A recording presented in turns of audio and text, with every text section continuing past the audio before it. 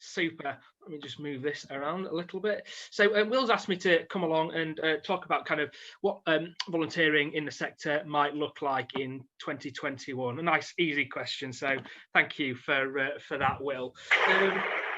So we'll start with just reflecting back on 2020 as this tower collapses to the ground. What a year. Harry and Meghan left the royal family. Of course, we left Europe and entered an incredibly long transition period. Sadly, the new Bond movie was postponed.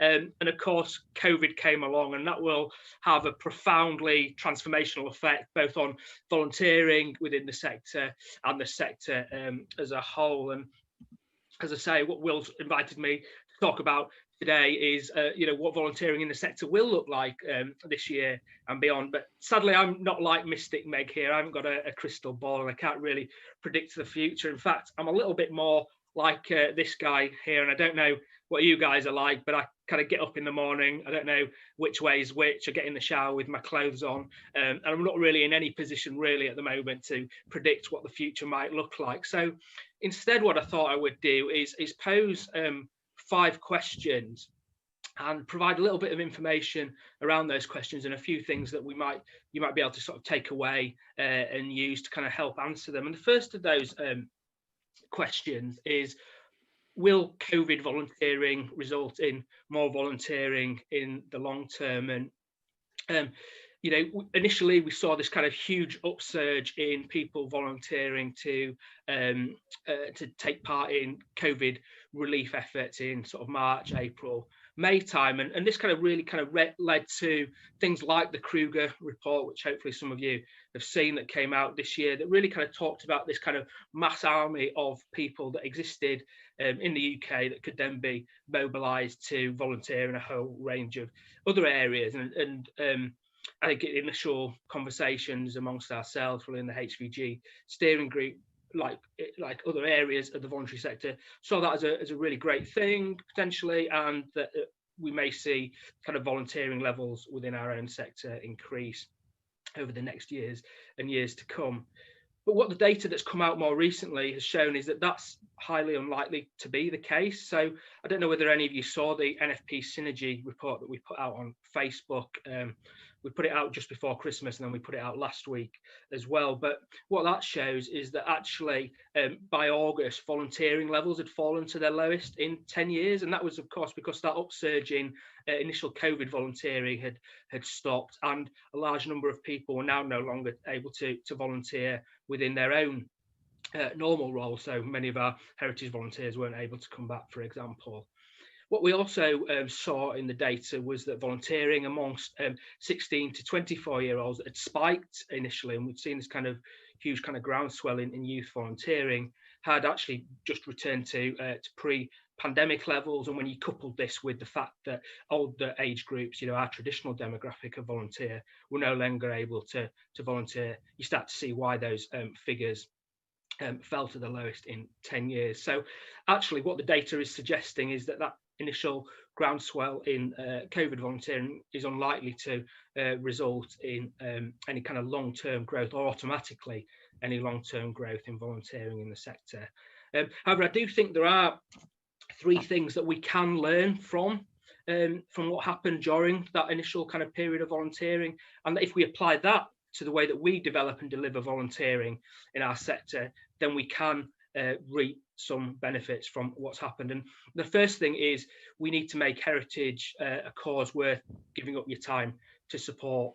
What we saw initially was that actually people were highly motivated to volunteer for COVID, to help people, to save people's lives. And actually, maybe we can't go to that extent with heritage, but I think we can do a lot more to sell volunteering in the heritage sector and to motivate people to give up their time to do that. The next thing is we need to make it far easier for people to volunteer. And what Good Sam showed was that actually, and whether the merits of Good Sam, and I don't know whether Rob's on the call as a Good Sam volunteer himself, but actually what that showed is that actually people people were motivated to volunteer and they wanted to do it immediately, and Good Sam provided them with a way of doing that. What they don't want is to sign up to volunteer, then to wait 3 or 4 weeks for an interview, then to wait for an induction, then to wait for role training, and for it to be 3 months down the line before they can actually volunteer. They want to volunteer, they want to help, and they want to help now. And then the third thing is that people need to be able to see and understand the difference that they make.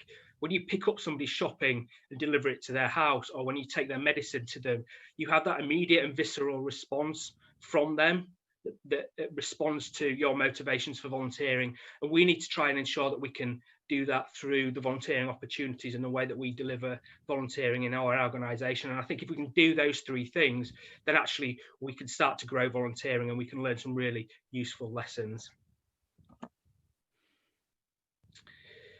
So the next question is, will our ethical compass be spun to breaking point? And I guess this is a question that really comes from what I think is likely to happen over the next sort of months, and which has already started to happen now. You know, we're going to be asked, when is it right to bring volunteers back? Our organisations may want to bring them back sooner than we feel it's safe. You know, we're going to be asked, what is the role of volunteering during times when redundancies are made, and what part volunteers should play in the future of our organisations? And these are actually, or they can be really, really difficult questions to answer. And so what I just want to kind of share with you is some information from a really brilliant article that I read on Engage and it was an article called Ethics for Volunteer Engagement Profession by Catherine Campbell and Erin Spink, who some of you might remember came and spoke at an event earlier in the year. And if you're not members of Engage, I'd really recommend signing up for that. But what the article does is it talks about kind of 3 particular types of ethics and how we can use, or how we can understand them and use them in our decision making. So I guess the kind of first thing to say is what is ethics? And ethics refers to principles that define behaviour as right and good and proper, and what society would deem in any normal circumstances as right, good and proper. And what we typically bring to the table or are surrounded by are kind of 3 different types of ethics.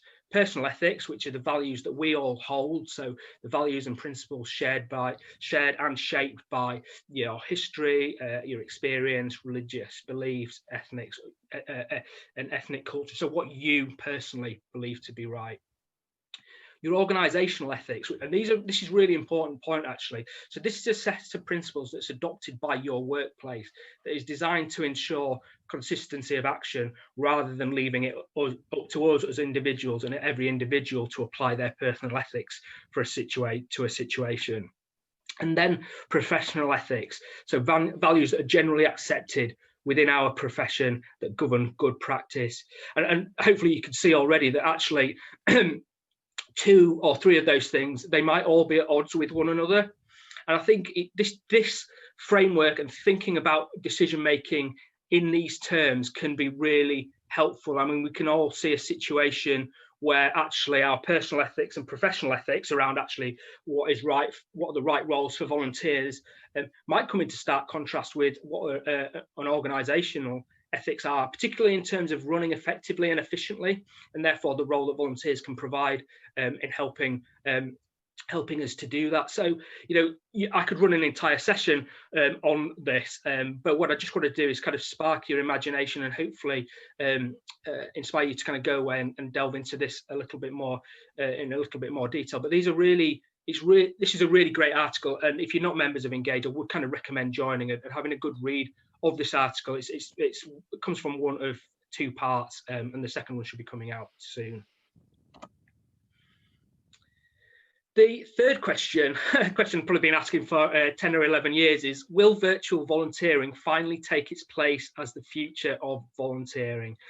So when we conducted our volunteering survey in 2019, that some of you may remember, and if you don't remember it and haven't seen it, you can get the results from our website. That survey showed that only 1% of volunteers were actually engaged in digital roles. When we did capacity building survey in the sector this past year, sorry, that had risen up to 3.6%.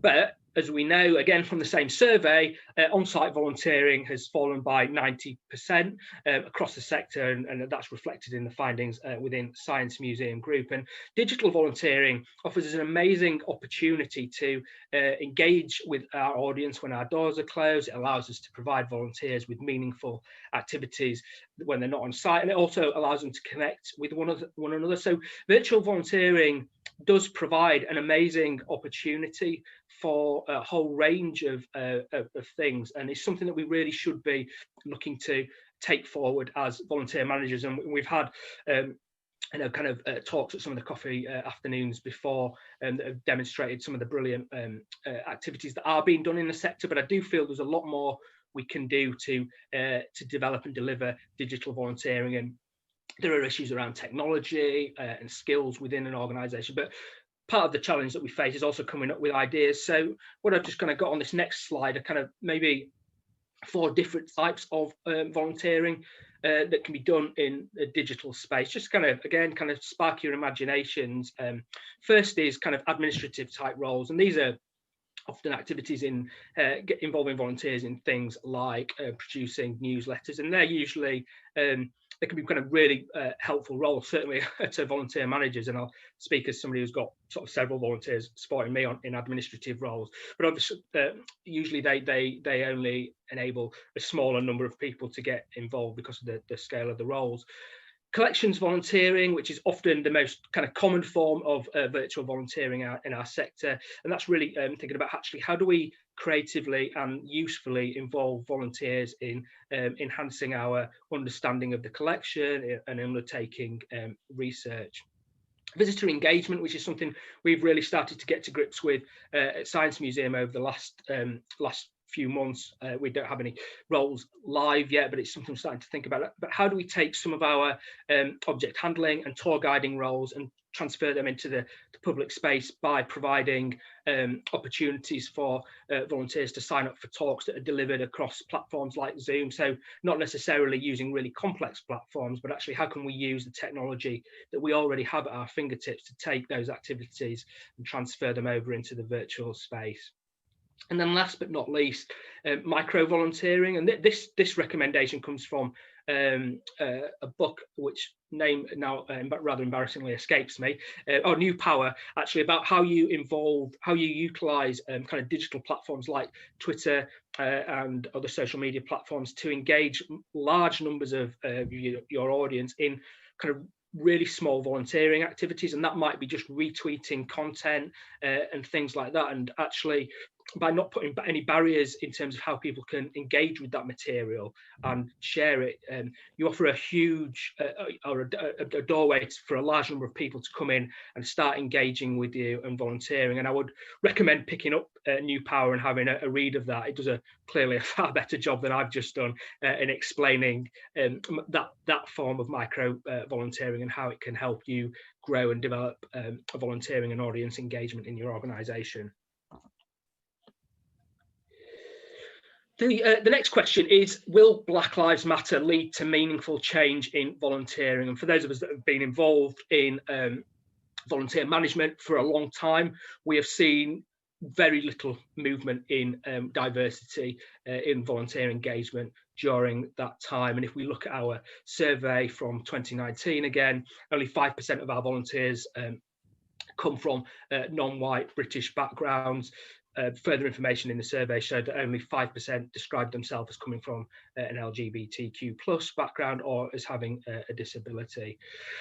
So this is interesting, particularly when we compare it to what came out of the capacity building survey, where what we're seeing there is a sector that knows, I think we know as a sector we need to do more to change what volunteering looks like, and I would include feels like within our organisations. I would include inclusion in there. But actually what the 2020 capacity building survey showed was that as organisations we're not prepared, or we don't feel confident to make those changes. So the biggest things that people were saying were that actually we need greater support for engaging new audiences and also for developing new models of volunteering as well.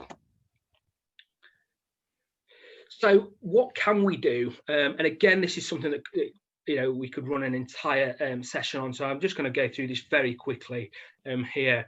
But the first thing that we can all do is educate ourselves. So learn to see the world from other people's perspective and understand what the barriers to participating in our organisations are.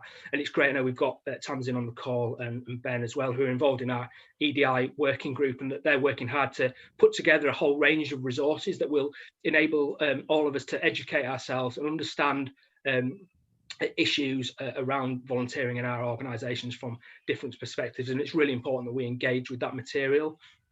The next thing that we can do is, using that knowledge, is think about a systemic review of systems and processes within our organisation. So actually thinking of having a better understanding of what the barriers are to participating in our organisations, then actually going through each of our systems, each of our processes, and removing those barriers.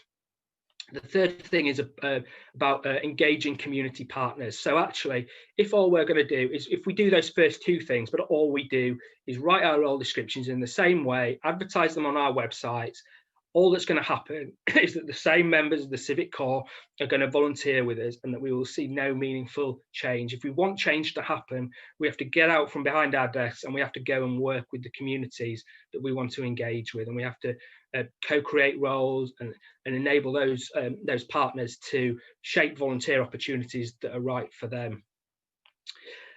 Following on from that is the enrichment and engagement and activities, and this is where we need to develop enrichment and engagement offers that actually appeal to the audience that we want to engage with.